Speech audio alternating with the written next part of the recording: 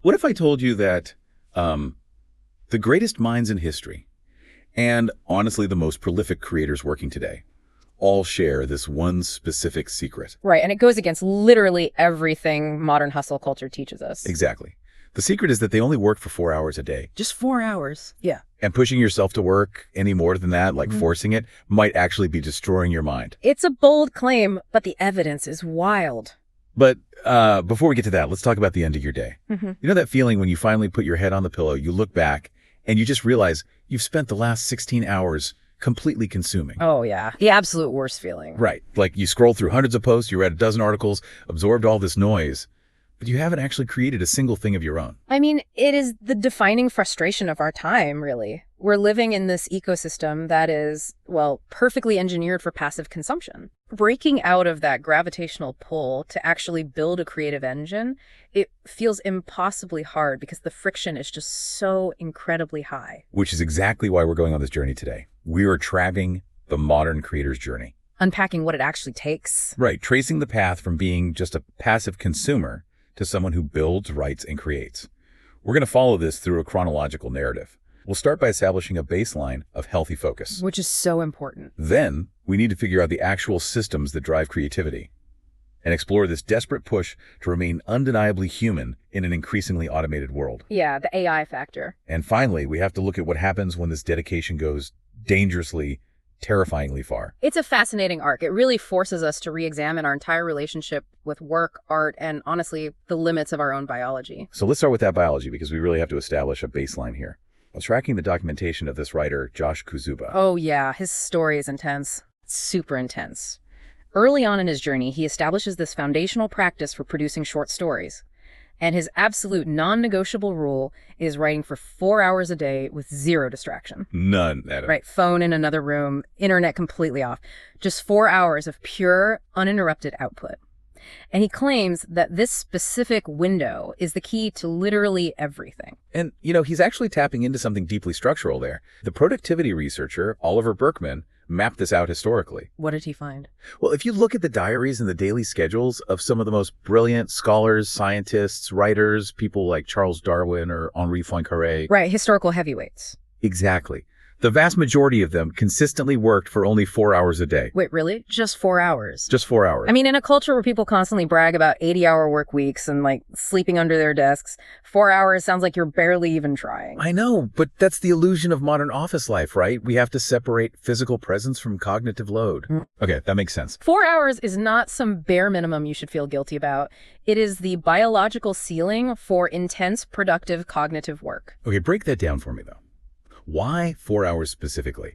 What is physically happening in the brain that makes, say, hour 5 so useless? It really comes down to how the prefrontal cortex operates. When you're doing deep, analytical, creative, generation-like synthesis, complex problem-solving, or just writing original sentences. The heavy lifting. Exactly. Your brain is burning through metabolic resources at an astonishing rate. You are depleting glucose, and you're burning through key neurotransmitters like dopamine and acetylcholine. So you just run out of fuel. Literally. By the 4-hour mark of continuous deep work, your brain lacks the chemical fuel to maintain that high-level synthesis. Ah, okay, so it's kind of like a smartphone running a high-power video rendering app while it's on 1% battery. That is a perfect analogy. Right, it's going to drain exponentially faster and just shut down compared to when it's just idling on the home screen. Precisely. When you push past that 4-hour limit, your brain involuntarily shifts from high-level synthesis to low-level administration just to conserve energy. Oh, is that why I suddenly feel the urge to, organize my digital folders? Yes, or reply to easy emails, or spend 20 minutes tweaking the font on a document. I do that all the time. We all do. You feel like you're still working because you're still sitting at your desk, but you are essentially just cognitively idling. Wow. But if history and neuroscience clearly point to a 4-hour cap, why on earth does modern hustle culture demand a 12-hour grind? Because hustle culture measures input, not output. It's built on this industrial revolution model. Like if a factory worker produces 10 widgets in 1 hour, they produce 100 in 10 hours. Right. Simple math. But the human brain isn't a mechanical loom. Hustle culture conflates exhaustion with dedication. That is so true. And, it isn't just about output either. This cognitive intensity applies to how we take things in, too. Oh, absolutely. The author Ryan Holiday argues that even our consumption has to become an active, energy-burning process. He talks about needing to actively learn how to read like a pro. Yeah, which is completely different from how most of us read. Right. It's not just letting words wash over you before bed until you fall asleep. Active reading requires massive caloric expenditure. Holliday's method involves practically destroying the book. Destroying it? Like how? Well, he writes in the margins. He argues with the author's points right there on the page, folds the corners, categorizes quotes into a commonplace book. You are actively interrogating the text. So you're treating reading as a high-focus task. Exactly. Okay, so we have this 4-hour window of premium brain fuel. If that's all we get, I see a major problem here. What's that? I can't afford to spend 3 of those 4 hours just staring at a blank screen waiting to feel inspired. No, you definitely can't. How do we actually force the brain into gear without wasting that super limited window? Well, you have to fundamentally change your definition of creativity. We usually romanticize it as this ethereal muse that just, strikes when the mood is right. Right, the lightning bolt of inspiration. But the modern creator Perry Daniels makes a very blunt assertion about this. He says creativity isn't a gift, it's a system. That feels incredibly unromantic. It really does. But I mean, it makes sense. Josh Tuba actually talks about the physical discomfort of this. He describes the painful mental rewiring required to train your mind to create instead of consume. Because it's not natural for us anymore. We're wired to scroll. Exactly. Which brings up this framework from a creator known as Rochelle in Theory. She outlines a very specific 2-step writing process to reclaim your mind. And this process is brilliant because it addresses exactly what you just pointed out, the paralysis of the blank page. Right, getting stuck. So what's her first step? Her first step is the unfiltered capture, or the brain dump. You have to totally separate the act of creating from the act of editing. Okay, so just getting it out. When you sit down, step 1 is purely about momentum. You write terribly. You get every fragmented, messy thought out of your head and onto the page without a single ounce of judgment. Because if you try to edit while you write, you trigger that cognitive friction. Exactly. You are essentially trying to drive with the parking brake on. Oh man, I do that constantly. Right, exhausting. So step 2 is the ruthless edit. That's where you come back later, often in a completely different mental state, and you sculpt that raw material. I see. By systematizing this, having a set time, a set place, and this strict 2-step rule, you remove the decision fatigue. The system dictates the behavior, making creation the path of least resistance. I hear that, but let me play devil's advocate here for a second. Sure. If you systemize your creativity too strictly, Yeah. aren't you just building an assembly line? I mean, think about a factory assembly line. If we do that, we're talking about art here. Look at Ocean Vuong, the acclaimed novelist and NYU professor. Right. He teaches writing as this profound emotional excavation. It's deeply human. Or take Adrian Tchaikovsky, who is known for writing these incredibly complex, absurdly well-crafted sci-fi worlds. Yeah, his worlds are massive. If we just turn this into a 2-step conveyor belt, don't we risk mass-producing soulless, factory-grade content? It's a totally valid fear, but I think it misunderstands what the system is actually for. The system doesn't write the book for you. The system is just the scaffolding that gets you into the room. The scaffolding. Okay, explain that. Let's look at Tchaikovsky. His system involves an absurd amount of structural world building. He's doing ecological mapping and outlining before he ever types a single prose sentence. Wow, that is rigid. It is. But that rigid system is precisely what allows his mind to completely let go and be utterly unpredictable when he finally starts drafting. Because he doesn't have to worry about the structure anymore. Exactly. The routine guarantees your presence. Once you're in that deep work state, the scaffolding falls away and human intuition takes over. The scaffolding, not the building. I really like that distinction. But, that anxiety about producing soulless work, that is actually driving a massive cultural pivot right now. Oh, absolutely. There is this desperate, almost panicked push in the modern creator space to reclaim our humanity. The urgency is so palpable. The whole landscape has fundamentally shifted from optimization to preservation. Panicked is definitely the right word. Yeah. You have these prominent thought leaders like Dan Coe and Odysseus, and they are literally pleading with people to start writing long-form essays. Yeah, they're everywhere with this message. They don't care if you hate writing. They're begging you to do it anyway. And then Ian Jiva James puts out this stark, terrifying warning. He says, you have to write every day. ChatGPT won't save you. That's chilling, honestly.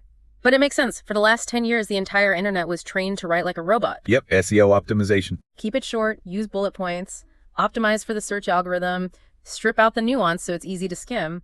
But now, AI can generate that exact type of highly optimized, perfectly structured content in 3 seconds. Right. So the new mandate is figuring out how to write like a human being again. It kind of feels like artificial intelligence is basically fast food. Fast food? How so? Well, it's quick, it's cheap, and it fills you up, right? But it lacks all nutritional value. It has no soul, no depth. It just hits the pleasure centers without giving you anything real to digest. That is the perfect way to look at it. AI lacks friction, and humanity is defined by friction. Wow, yeah. This is why essays and deeply personal journals are suddenly acting as, like, cognitive immune responses. When you force yourself to write a long-form essay, you have to think linearly. You have to wrestle with contradictions and express genuine emotional vulnerability. Can't fake that. Exactly. It is a defense mechanism against outsourcing your critical thinking to a machine. And people are taking this to incredible lengths to protect that. We looked at Amanda Close, who has maintained a daily journaling habit for 42 years. 42 years, that's staggering. 4 decades of documenting a human life, day in and day out. And then there's Haruki Murakami, the famous novelist. He treats his writing and his journaling like an endurance sport. His routine is legendary. It's insane. He wakes up at 4 in the morning, writes for 5 or 6 hours, and then physically exhausts himself by running 10 kilometers or swimming. Every single day. Yeah, his routine is brutally physical, rooting his mind entirely in the real, tangible world so he doesn't lose that human edge. Which is deeply necessary right now, especially when the commercial pressure to be authentic is so incredibly high. Yeah, readers can tell. Alyssa Matesic, she's a professional book editor, and she points out the 7 signs your book will flop. And what's really telling is that the biggest red flags aren't about bad grammar or typos. What are they? They're about a lack of internal drive in the protagonist, or a narrative voice that just feels derivative. Basically, the market, the readers, are totally saturated with artificiality. They're sick of the fast food. Yes. They subconsciously crave the messy, unpredictable fingerprints of a real human being. Okay, so this sounds like a beautiful narrative arc. I mean, you claim your 4 hours, you build a healthy system to overcome the blank page, and you use it to protect your deeply human voice from the machines. Sounds perfect, right? It sounds like the perfect creator's journey. But there is a terrifying drop-off here. Yeah, there is. Because what happens when that survival instinct, that desperate need to beat the algorithm and prove your dedication, completely consumes you? You enter the dark side of the deep end. And honestly, this is where the modern ecosystem gets incredibly dangerous. Let's go back to Josh Tuba.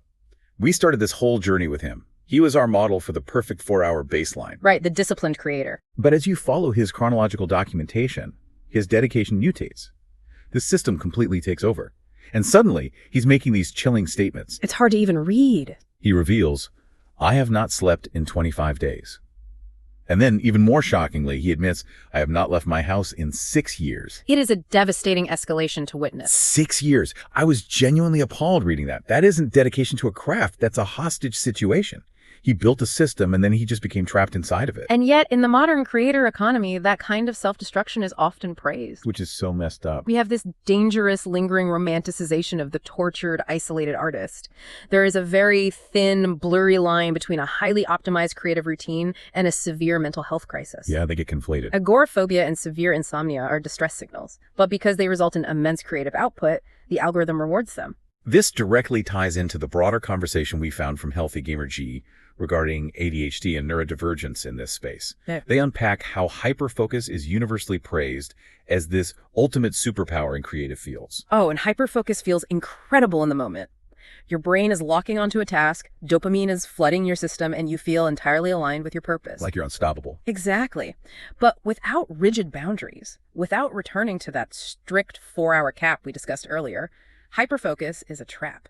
It causes you to neglect your biological needs, your relationships, and your physical health. It's exactly like doing a deep sea dive. How do you mean? Well, going down into that deep, distraction-free work is amazing. You're down in the trench, you're seeing these bioluminescent ideas that no one else can see. Right, it's beautiful down there. But if you stay down in that dark, crushing pressure too long, and you refuse to come up for air and re-engage with the surface world, you get the bends. Oh, wow, yeah. It physically breaks you. Oh. Are we cultivating a culture that literally pays creators to give themselves the bends? I mean, if we look at the metrics, the engagement, the views, the constant demand for content, the answer is undeniably yes. The algorithm doesn't care. The platform doesn't care if you haven't seen sunlight in 6 years, as long as the essays keep publishing. That is why understanding the biology of the 4-hour limit isn't just about productivity, it is about survival. So we really have to bring this all the way back around. We started by looking for the balance between extreme focus and authentic humanity. The ultimate lesson of the creator's journey isn't to lock yourself in a room until you lose your mind. Far from it. The goal is to recognize your finite biological limits and actually respect them. Build the scaffolding. Yes! Build a system like the brain dump and the edit to remove the friction of starting but be just as disciplined about knowing exactly when to walk away from the desk. You have to protect your humanity by actually living a human life. Exactly. You can't write essays that resonate with people if you haven't interacted with a person in 6 years. You need to be a deep-sea diver who knows exactly when it's time to swim back up to the sunlight. The tools are absolutely there to reclaim your mind from the exhaustion of passive consumption. But it requires intentional practice, strict boundaries, and honestly, the courage to be vulnerable on the page. Which leaves us with a final thought for you, the listener, to carry into the rest of your day.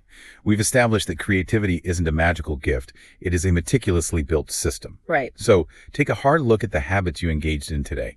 What does your current daily system say about what you truly value? Are you actively training your mind to be a creator? Or have you just built a highly efficient, perfectly optimized system for consuming other people's lives?